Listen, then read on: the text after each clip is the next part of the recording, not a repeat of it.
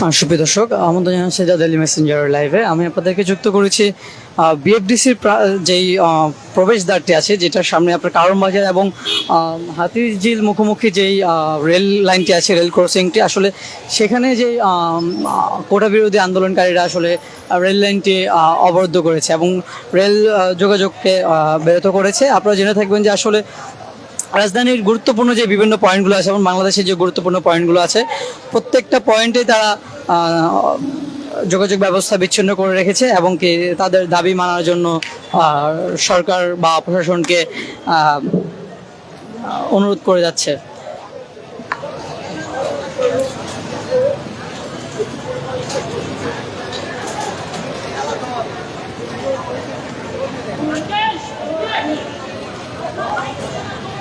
সুপ্রিয় দর্শক, আপনারা জেনে থাকবেন যে আসলে হাইকোর্ট যেই 18 সালের যেই কোটার যেই ডিসিশনটা ছিল সেটাকে আবার পুনর্বহাল রেখেছে, 1 মাসের জন্য সেই রায়টাকে স্থগিত করেছে। আসলে সেই প্রতিক্রিয়াতে আমরা তাদের নেতাকর্মীদের সাথে কথা বলার চেষ্টা করেছি, আসলে বা যারা এই আন্দোলন করছে তাদের যেই প্রধান যারা কয়েকজন আছে তাদের নেতৃত্ব দিচ্ছে তাদের সাথে কথা বলার চেষ্টা করেছি। আসলে তারা বলছে যে এটা কোনো ফলাফল হলো না, আমরা এটাতে সন্তুষ্ট না, আমরা একটা নির্দিষ্ট স্থায়ী যে কোনো একটা ফলাফল দাবি করছি। কারণ 18 সালে একবার এটা ডিসিশন হয়েছিল কোটা সংস্কারের, এবং পরবর্তীতে আবার এটা গত 5 জুন আপনারা জেনে থাকবেন যে আবার রিট করে এটাকে বাতিল করা হয়েছে, যার ফলে তারা আশঙ্কা আছে যে এখন একটা ডিসিশন দেবে, পরবর্তীতে সেটা আবার কেউ রিট করে বাতিল করবে না তার কোনো নিশ্চয়তা নেই। তাই তারা সংসদে কোনো আইনের মাধ্যমে একটা নির্দিষ্ট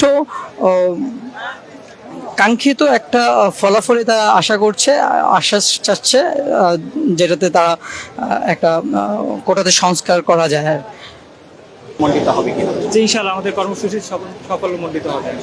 এরপরে কি ধরনের কর্মসূচি আশা করছেন? যতদিন না আমাদের পর্যন্ত আমাদের রাষ্ট্রীয় তরফ থেকে, নির্বাহী বিভাগের তরফ থেকে কোনো আমাদের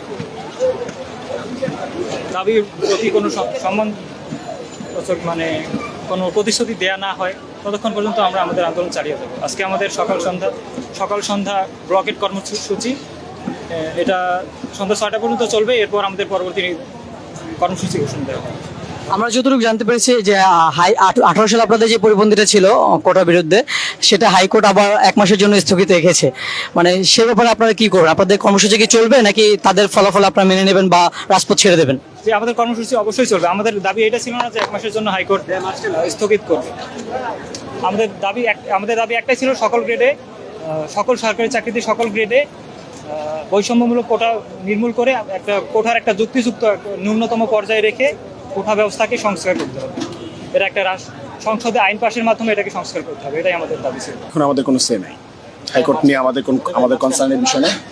তো আপনাদেরকে এটুকু বলছি, এখন আমাদের ডিল হবে সরকারের নির্বাহী বিভাগ, তাদের সঙ্গে আমাদের কথোপকথন হবে, এবং যতক্ষণ পর্যন্ত আমাদের দাবি বাস্তবায়ন হচ্ছে, তারা দাবি মেনে নিয়ে বাস্তবায়ন করার একদম পূর্ণ প্রক্রিয়া যতক্ষণ পর্যন্ত না করছে ততক্ষণ পর্যন্ত আন্দোলন চলবে। এই যে রেল লাইন যে আমরা দেখছি শিক্ষার্থীরা আটকে রেখেছে, এখন থেকে কোনো রেল আসছে কিনা? না, এখন পর্যন্ত কোনো রেল আসে নাই বা আসবেও না। আজকে সারাদিন বাংলাদেশের ঢাকার সঙ্গে সারা বাংলাদেশের রেল যোগাযোগ এখন বিচ্ছিন্ন আছে, এবং সবগুলো স্টেশনে বলে দেওয়া হয়েছে যে কোনো রেল যাতে না আসবে না। রেল আসবে না। হ্যাঁ, আপনাদের আন্দোলনের সামনে কি আমাদের যে মেট্রো রেলটা আছে এইটা এবং কি উড়ালপথ কি আপনাদের সাথে কি আপনাদের আন্দোলনের আওতাধীন আসবে কিনা? দেখেন, এটা যারা আন্দোলনের হাইকমান্ড বা নেতৃবৃন্দ যারা আছে তাদের সিদ্ধান্তই চূড়ান্ত সিদ্ধান্ত। তারা যদি মনে করে যে মেট্রো রেল বন্ধ করা, ব্লক এটা আওতায় নিয়ে আসতে হবে, তো তাদের সিদ্ধান্তই চূড়ান্ত। তো আচ্ছা, এটা নিয়ে আমরা একটা জিনিস দেখছি যে আজকে নিয়ে টানা 3য়বার বাংলা ব্লক চলছে, বাংলা ব্লকেট। হ্যাঁ, এই ব্লকের হওয়া আজকে চলছে সকাল সন্ধ্যা, কিন্তু এতে জনদুর্ভোগ চরম আকারে পৌঁছেছে। বিশেষ করে আপনারা অ্যাম্বুলেন্স বা রোগীর গাড়ি ছাড়ছেন, কিন্তু এছাড়া অন্যান্য গাড়িগুলো চলতে পারছে না। তো এই যে এত বড় জনদুর্ভোগ হচ্ছে, এইটাকে আপনি কিভাবে দেখেন? আচ্ছা দেখেন, প্রথম কথা হচ্ছে আপনার মুখ থেকে আমি শুনলাম জনদুর্ভোগের কথা। আমার কাছে মনে হয়েছে যারা এখানে সাধারণ মানুষ আছে তারা তো আমাদের সঙ্গে একাত্মতা প্রকাশ করেছে। কেননা শুধুমাত্র বলতে পারেন যে কারাই কথা বলছে, এটা বলছে কোটাধারী যারা আছে, যারা বৈষম্য করছে তারা এই কথা বলতে পারে। এটা একটা গুজবের মতো বলতে পারে, প্রোপাগান্ডা। তো আমরা তো দেখছি যে এখানে সাধারণ মানুষ যারা আছে, ব্যাপারটা উৎসব মুখর একটা পরিবেশ তৈরি হয়েছে, তারা আমাদের সঙ্গে অংশগ্রহণ করছে এবং এই যে দেখুন না, সবাই আছে এখানে। তো তারা আমাদের সঙ্গে সংহতি প্রকাশ করেছে, অনেকে চা নিয়ে আসতেছে, অনেকে পানি নিয়ে আসতেছে, কেউ আমাদের বিস্কুট কিনে খাওয়াচ্ছে, কেউ শরবত কিনে খাওয়াচ্ছে। তো এটা শুধু আমাদের যারা এখন বর্তমানে শিক্ষার্থী আছে শুধুমাত্র তো তাদের দাবি না, এটা যারা এখন সাধারণ জনগণ আছে তাদের ভবিষ্যৎ প্রজন্মের কথা চিন্তা করে শিক্ষার্থীরা কিন্তু আজকে রাস্তা নেমেছে। সবাইকে মনে রাখতে হবে এই দাবি আপনার, আমাদের প্রত্যেকের। এই দাবি প্রবাসীর, এই দাবি কৃষকের, এই দাবি কামার, তাঁতি, দিনমজুর, প্রত্যেকের দাবি, সকল শ্রমজীবী মানুষের দাবি। কারণ আপনারও কিন্তু সন্তান আছে, মনে রাখতে হবে এইখানে শিক্ষার্থীরা যারা এখানে আছে তারা আজকে এই দাবি বাস্তবায়ন করবে যখন, আপনারা দেখবেন যে আপনাদের অনেকের তো দেখা যায় কোটা নাই। এই বৈষম্য যদি চলতে থাকে, আপনার ছেলে মেয়েকে আপনি এত কষ্ট করে আপনি লেখাপড়া করাচ্ছেন, মাথার ঘাম পায়ে ফেলে আপনি তাদেরকে লেখাপড়া করাচ্ছেন, কিন্তু লেখাপড়া করানোর শেষে তারা দেখবেন চাকরির ক্ষেত্রে যে তাদের কোটা লাগবে, তখন তাদের চাকরি হচ্ছে না, তখন আপনাদের কি অবস্থা হবে? এটা ভাবছেন একবার? ভাবতে হবে। এই শিক্ষার্থীরা কিন্তু আজকে যারা এখানে উপস্থিত হয়েছে, আন্দোলন করছে সবাই, তারা কিন্তু আপনার ভবিষ্যতের প্রজন্মের কথা চিন্তা করে আপনার ছেলের সঙ্গে যাতে, আপনার মেয়ের সঙ্গে যাতে বৈষম্য না হয় সেই জন্য তারা আজকে রাজপথে। এবং আপনাদের আমরা এটাই বলবো, উদাত্ত আহ্বান জানাচ্ছি সবাই, শিক্ষার্থীদের আন্দোলন যৌক্তিক আন্দোলন, এবং আপনারা সবাই যৌক্তিক আন্দোলনে আপনারা যে যেখানে আছেন, যে অবস্থাতে আছেন, আপনারা শিক্ষার্থীদের সঙ্গে অংশগ্রহণ করুন। কারণ আমরা আপনাদের ছেলে, আপনাদেরই কারো বড় ভাই, কারো ছোট ভাই, কারো ভাই, কারো বোন। তো আমাদের দাবি আপনার দাবি, আপনার দাবি আমাদের দাবি, সবার সম্মিলিত প্রয়াসে আমরা বিশ্বাস রাখি যে আমরা এই যে আমাদের সংগ্রাম, আমরা এই সংগ্রামে আমরা জিতবই এবং আমরা আমাদের দাবি আদায় করে আমরা ঘরে ফিরবো। সবাই আমরা ঘরে ফিরতে চাই, আমরা পড়াশোনায় বসতে চাই। আচ্ছা, আরেকটা জিনিস দেখলাম যে আজকে থেকে হচ্ছে যে কোটা বিরোধী যারা করছে, বিশেষ করে মুক্তিযুদ্ধের প্রজন্মের ব্যানারে যারা নেমেছে, তারা কোটা বিরোধী না, মানে কোটা থাকবে, মানে আপনাদের আন্দোলনের বিরোধী যারা করছে, আন্দোলন তো আমাদের আন্দোলন বিরোধী না, তাদের আলাদা ডিমান্ড আছে। তো তাদের যেটা দেখছি বহল চাচ্ছে। আচ্ছা, তাদের যেটা দেখছি যে তারা আন্দোলনে বলছে যে আপনাদের এই কোটা বিরোধী আন্দোলন যারা করছেন বা কোটা সংস্কার আন্দোলনকারীরা, তাদের মধ্যে জামাত শিবির ঢুকে পড়েছে এবং জামাত শিবির এই আন্দোলনটাকে উস্কানি দিচ্ছে। এই ব্যাপারে কিছু বলুন। আচ্ছা, এটা যদি বলতে হয় তাহলে আপনারা দেখেছেন যে সারা বাংলাদেশে আজকে লক্ষ লক্ষ থেকে প্রায় কোটি শিক্ষার্থীরা একযোগে আন্দোলন চালিয়ে যাচ্ছে।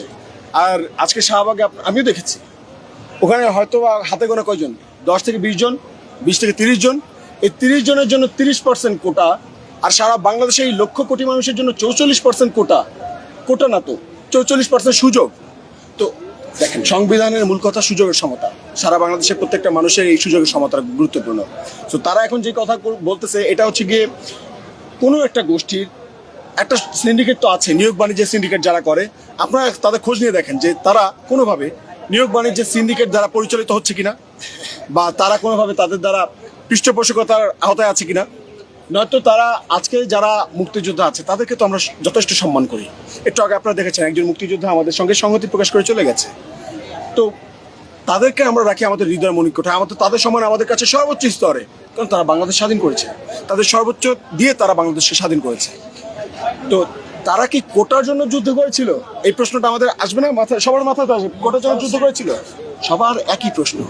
তো তারা যুদ্ধ করেছিল, বৈষম্যের বিরুদ্ধে যুদ্ধ করেছিল। তার বৈষম্যে আজকে স্বাধীনতার এতগুলো বছর পর মুক্তিযোদ্ধা যারা আছে তারা তো সরকারি চাকরি করার বয়স নেই, তাদের সন্তানের ধরন নাই, তাদের নাতিপুতিরা কয়েকজন বলছে, সবাই কিন্তু না, আমি অনেকেরই দেখছি, আমাদের অনেক বন্ধুরা আছে, তারা বলছে যে না, আমাদের তো কোটার দরকার নেই, আমরা আমাদের মেধা দিয়ে আমরা ভর্তির যুদ্ধে বা আমাদের চাকরির নিয়োগ যে যুদ্ধ, সেই যুদ্ধ আমরা পাড়ি দিয়ে আমরা আমাদের যোগ্যতা দেখাতে চাই। তারা সবাই সাধারণ মানুষের পক্ষে, কিন্তু গুটি কয়েক মানুষ সাধারণ মানুষের বিপক্ষে। এই বিপক্ষে কেন? যারা মুক্তিযোদ্ধা ছিল তারা তো সাধারণ মানুষের জন্য যুদ্ধ করেছিল। তো আমাদেরকে এটা ভাবতে হবে যে তারা কি কারণে এটা করছে, কেন করছে। এই প্রশ্নটা আপনারা তাদের কাছে করেন, তাদেরকে নিয়ে আমরা এমন কোনো মন্তব্য করতে চাই না যাতে মুক্তিযোদ্ধারা অসম্মানিত হন। মুক্তিযোদ্ধাদেরকে আমরা ভালোবাসি এবং ভালোবাসবো। তো আপনারা, আমার মনে হয় যে তাদের কাছে জিজ্ঞেস করেন, আমাদের কাছে বলার দরকার নেই। কিন্তু আমাদের যে দাবি যতক্ষণ পর্যন্ত বাস্তবায়ন না হচ্ছে ততক্ষণ পর্যন্ত আমরা আমাদের কর্মসূচি আমরা চালিয়ে যাবো। দর্শক, আপনি যেমনটাই জানতে পারছেন, আসলে যেমনটা শুনতেছিলেন, আসলে যে তাদের আন্দোলনকারীদের একটাই দাবি থাকবে, আসলে কোটা পূর্ণ সংস্করণ তারা যাচ্ছে, আসলে কোনো প্রকার আসলে 30%, 40%, 20% কোনো রায় দিয়ে তারা সেটাতে সন্তুষ্ট হবে না। এই ছিল সর্বশেষ আমার কাছে কারণ বাজার থেকে। পরবর্তী আপডেটে আপনাদেরকে যুক্ত করবো। সেই পর্যন্ত সুস্থ থাকুন, ভালো থাকুন, ডেইলি মেসেঞ্জারের সাথে থাকুন। আর সাধারণ মানুষের জন্য আরেকটি ব্যাপার জানিয়ে রাখতে চাই, আসলে আপনার যদি মেডিকেল কোনো ইমার্জেন্সি না থাকে তাহলে বাসা থেকে বের না হওয়াটাই ভালো, কারণ আপনি কোনো গন্তব্যস্থানে যাতায়াত করার জন্য কোনো যানবাহন পাবেন না।